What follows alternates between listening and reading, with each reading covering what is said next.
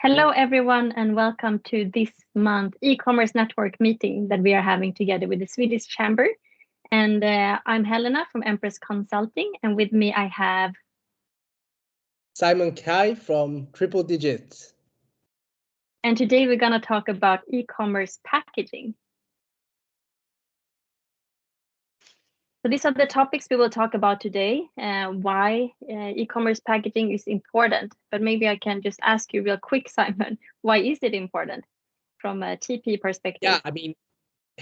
Yeah, I mean, for a TP side, right? We manage the brand's Tmall stores and make sure that they succeed on e-commerce.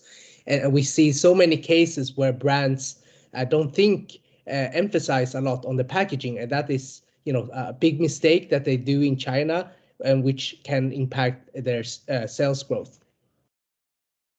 Yeah, and from consumer perspective, it's really important to really to feel that you have a great experience when you're opening a packaging. The competition is very fierce, and a lot of consumers are receiving a lot of packaging every day. So this is also a time to stick out, and it's a good touch point that you have with your consumers. But what we will talk about today are regulation and compliance when it comes to packaging, product boxes, brand store experience, sourcing, and sustainability. So why is it important? Well, first of all, it's of course an essential part of delivering an order. If you order online, you need to deliver it in a box, right?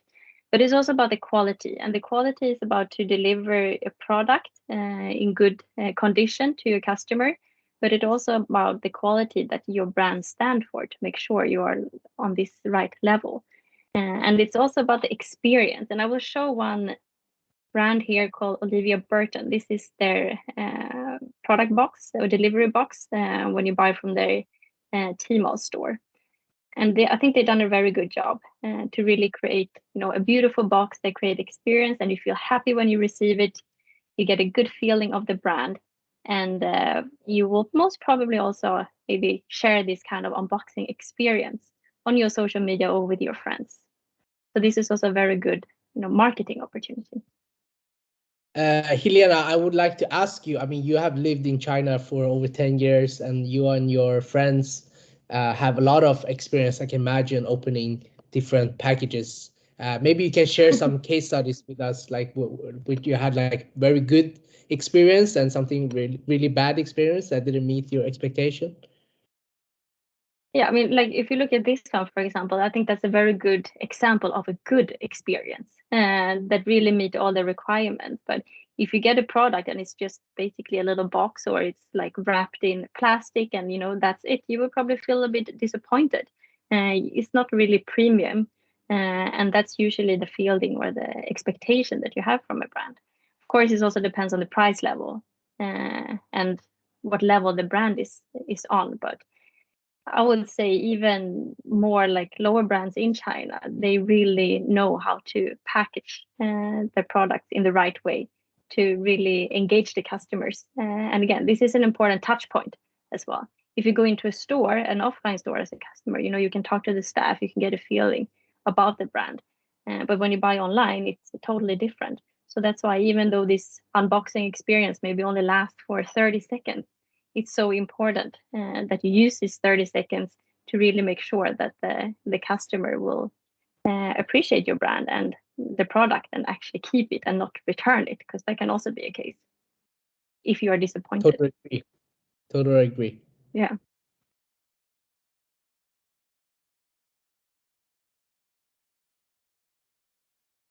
And here about regulations and compliance, Simon. You have some input here from a TP point of view. Yeah, I would like to give some examples, right? Because we work with a lot of brands, and some of them are doing Tmall global. So that means they don't have the stock inside of China, and everything's cross-border. And then we have brands that do Tmall domestic, which means that they actually have their products inside of China. In their own private warehouses, and I think from the regulatory and compliance side, first of all, you need to think about your product category, because you have to make sure that the packaging meets all the requirements set by Chinese logistics partners. And also you have to think about, the storage inside a warehouse, when it comes to temperature. For example, if you're having like a product that's sensitive to a lot of humidity or like temperature. And obviously, I want to cover a little more about the product boxes and also the labeling parts. Yeah. So the picture we see here, it's from one of your warehouses, right? And you can see all the boxes in the warehouse before it's sent out to the customer. Yeah, exactly. This is a real photo, Yeah. from our warehouse. Yeah. Okay. So Tmall Global, you said this is cross-border, right? So it means the products are not imported to China yet when customer place the order. That will happen after. Exactly. So Tmall Global means that you don't actually have a stock inside of China, right? You can have the stock outside in your own warehouse or in a third-party warehouse, and then the order fulfills. When someone makes an order, then you send it from that warehouse inside to the consumer. And here you guys can see from the photos that we have some also here real-time photos. You have the Tmall Global box, which is required for all different packaging. So, all the boxes will look the same. And then you have some wrapping paper, which is also required by the, Tmall Global to make sure that the product is protected and arrives at the consumer, without any damage. Okay. Uh, So yeah. so So everyone that order from Tmall Global will basically receive the sort of same packaging. yeah, exactly. The outside box will be the same, the standard box, but then obviously inside, here from this case, Maria Nila, you can see that they have the original packaging and also the product, right? But it's just wrapped with Tmall Global protective, and that is very strict in China. You really have to, protect the product in case something happens along the journey. Um, Yeah. And regarding customization, then it's difficult to make, put your own touch on it, basically. Yeah, I mean, when it comes to unboxing experience, obviously the consumer they will know that when you order from Tmall Global, the box always look the same. But then still, again, I would argue that when you open it, you still have some sort of customization, but it's not Yeah. as flexible as I would talk more about Tmall Domestic, where you have more Yeah. flexibility. Yeah, I think, like you said, most the consumers are familiar to Tmall Global's packaging standards. Yeah. So here for Tmall Domestic, that means that you actually send your product into a warehouse inside of China. So for example, we as a TP, we have our own warehouse. So the brands that we are helping, they send their products straight to our warehouse. And also they send the packaging, usually from a third party, also to our warehouse. So that means depending on, what kind of promotion, they can switch out the boxes, and you can more customize the experience for the consumer. And this is very important when you grow the brand long term in China, that you actually adapt the packaging as well as the unboxing experience according to what the consumer expects. Yeah. So this can be if there's a special promotion like Double 11 or Chinese New Year, for example. Then it's very important that you make something special because everyone are having promotion at the same time. But if you can provide, a more customized box for this occasion, it's a way to stand out as well. Exactly, and I want to also add that when it comes to Tmall Domestic, obviously a big difference from cross-border is that you need to have Chinese labels, which we will show soon, right? How it looks like. But a lot of brands, they might not think of that when they send the product from their warehouse in Europe or US. So this is very important that you actually have prepared Chinese label, which you will put on the boxes when you send it to China. Yeah. And with the Chinese label, it basically means it's a label in Chinese with the required information that you need for the Chinese market. Exactly. So here I would like to show you guys, when it comes to product box, how much you can adapt, right? So this is one of our customers, Danny Wellington, which many of you obviously know. So they are very good at doing customized packaging for the Chinese market, right? You can see they have the flowers. When you open it, it can be very adaptable. And here, Helena, I would also like to mention again that when you have a cross-border Tmall store, that means that you're sending the package as it is. So there's no way to customize anything before it arrives to the end consumer. But Okay. when you have Tmall domestic, you can, depending on live data, you can, add another like 5% coupon, or you can add a thank you note, or any kind of customization is possible. So that is a big advantage when it comes to packaging and labeling. Yeah, you can even put flower inside.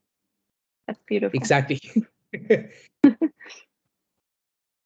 Okay, and here we come to the label that you mentioned, the Chinese label, and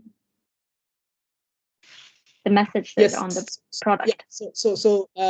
When it comes to labeling, it's very straightforward, right? Like you for example, here you see that a brand that we're helping, 80s, they simply just manufacture a Chinese label which they put on their like for each product, the label, right? So that means the Chinese standards. So so this is a good way to show that. So that could, and also, for example, be just jump in a little bit. It could, for example, be the Chinese size as well that you need to adopt to make sure that you have that on the label. Yeah, exactly. And for this brand, they also asked to put in some quality certification and maintenance manual, just to make it even more sort of premium, right? Because it shows the respect for consumers, that they can read how do I manage closing in Chinese. So it's very much set for the expectation for the Chinese consumer when they buy a premium product such as 80s. Yeah. And that's something to remember as well for brands that sometimes are forgotten, that when you are preparing for a launch in China, you need to make sure that you have your labels in Chinese, but also the manuals should be in Chinese as well. So that's something to remember. Exactly. And here we have a little unboxing experience. Let's just have a quick look at the video.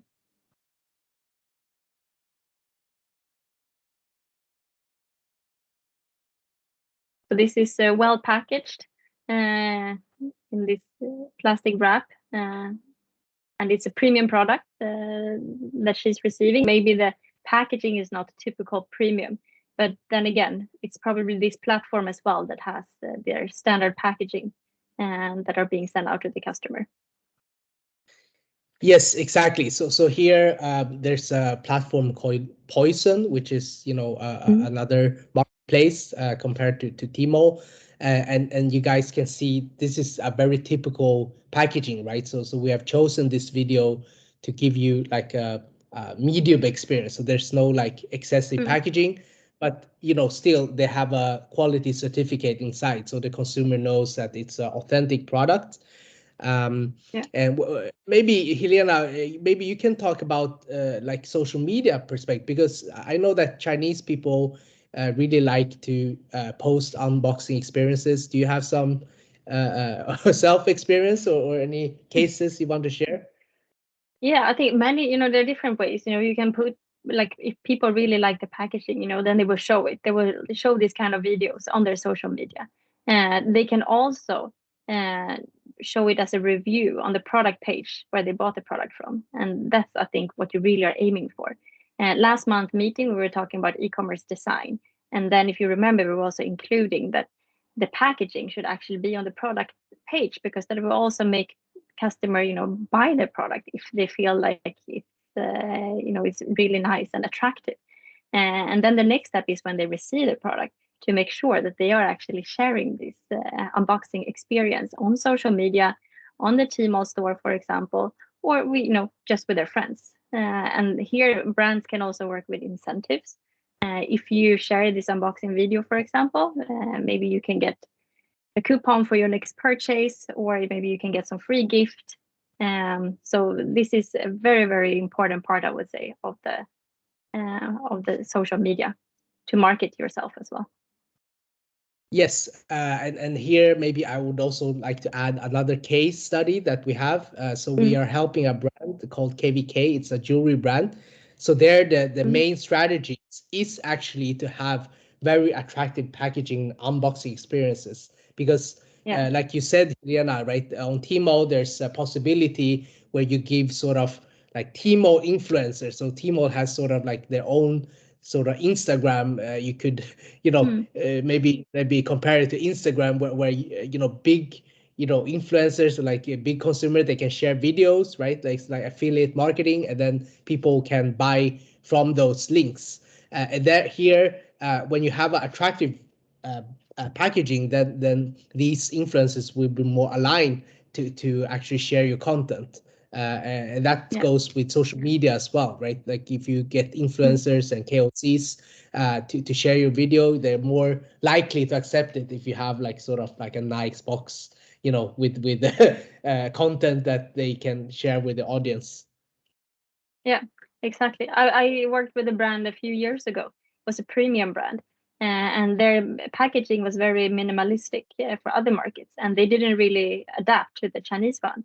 And then we could also see when the consumers actually received the package that they bought online, they got the product that they wanted, but since the packaging didn't meet the level, as the premium level and that they bought, many of them actually returned the product. And so that was a very important lesson, I think, to really understand that you have to adopt for China when it comes to packaging. Yeah, did you guys have some talk with the brand? Because I think you mentioned here a very good example, right? Because as you and I know, a lot of Nordic brands, they like the minimalistic and like less packaging, right? Which is more good for the environment. But then for the Chinese market, how would you say the consumer? How do you balance that, with the a premium feel, but still, you have to consider the environmental aspect and the packaging. Yeah, I think you can work, with different tactics. If you don't want to have very excessive packaging all the time, you could also, just develop something for the bigger promotions, for example, or for some bigger festivals. And then you can have something more special if you don't are able to have it all year around, because it is a lot of packaging too. But you could also be smart. You can work more with social media, add QR codes for the customer to scan when they receive the package, so they can also land somewhere where they actually receive the premium welcome, so to say, from the brand. Yeah, agree, totally agree. So how do you source the packaging from the brand? There are different ways. Simon, these are some of your examples here, but if you look at the first picture up to the left, this is a lot of product boxes that have been sent to your warehouse from the brand. Is that imported or is it from China?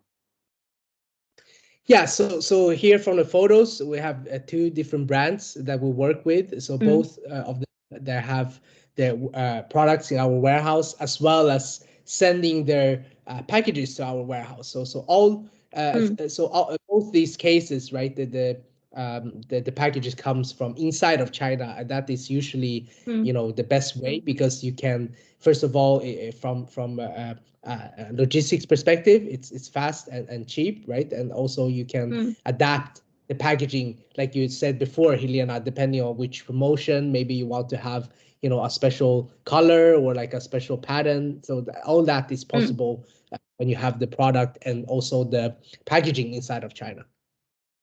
Yeah, and it's also probably, like you said, a lower cost as well and better for the environment. But we know there are brands, they're requiring to have the same packaging all over the world from one factory. But that is also possible. But again, that comes with time. You have to send it over to China. You probably have to pay extra to get it into China. if it's a lot of products as well, and not so good for the environment. And China has so many options when it comes to packaging, and they also come pretty far when it comes to sustainable materials that you can actually use to fit your brand and what you're doing on other markets as well. Yeah, and I would also like to add that when you work with a warehouse or a third party, you should ask them to provide this kind of service, because it's very common that the warehouse should have the possibility for you to, add another like label, or they add some note, to customize the packaging a bit before they actually send out the orders. Yeah, you have to be flexible, especially in China, because a Yeah. promotion can come fast as well. Sometimes you don't have months to prepare, and sometimes you have to be fast and adopt quickly. And then it's important that you have a partner that can help you with this and be flexible. Yes. Okay, but what about the sustainability perspective? Because there are a lot of packages being sent out in China, and in 2020 there were 83 billion express parcels being sent out, and that's a lot. And the Chinese government has also paid attention to this actually. So in the past 2 years, they've been focusing on a more green development, where they've been asking the online platforms, for example, to use more like biodegradable or reusable packaging, and also for the express courier companies to make sure that their packaging, are using less glue or stickers that can also be harmful to the pollution. So the government here is for sure trying to push towards a more sustainable development, but it's also a lot of responsibility that goes to the brand, what the brand is actually doing when it comes to the packaging. And we know in Scandinavia or Europe or in the US, the brands are taking more responsibility when it comes to packaging. And we also see that this is also happening in China, but maybe not at the same extent. And we also see that the consumers are demanding more eco-friendly approaches from the brands. But the question is, are the consumers actually ready to pay extra for this kind of more eco-friendly development? What are you saying, Simon? A lot of people are talking Yeah. about this topic now. It's a hot topic.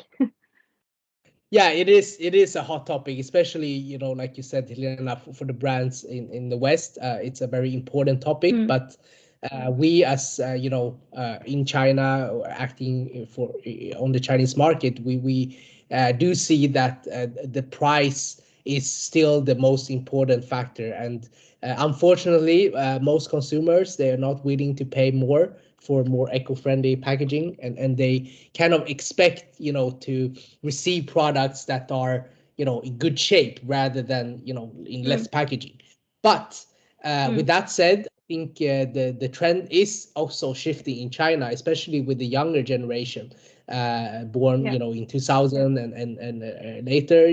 They tend to think of the things, and here I want to give you an example with a brand that we work with, is that they have, instead of offering packaging for more expensive price, they say that the percentage of sales that they do, it will actually go to environmental friendly causes, so as planting trees to make up all the packaging that the order causes. So that sort of becomes like a marketing aspect advantage for consumers to buy their product, and we see that working, right? The consumer, if they're presented with two products, a similar price, then they will actually choose the one that tells them that they will allocate a certain percentage of the sales towards sustainability initiatives inside of China. Yeah, and I also think it's important when the brand is working with more, sustainable approaches, to really use that in the marketing as well, and make the Chinese consumers also be able to relate. If you're planting trees, don't plant trees in, I don't know, North Africa maybe. It's too hard to connect. And try to make a project, for the Chinese market that the people can really relate to. And if you're using biodegradable, packaging, explain what that is in your marketing, because not everyone are aware either.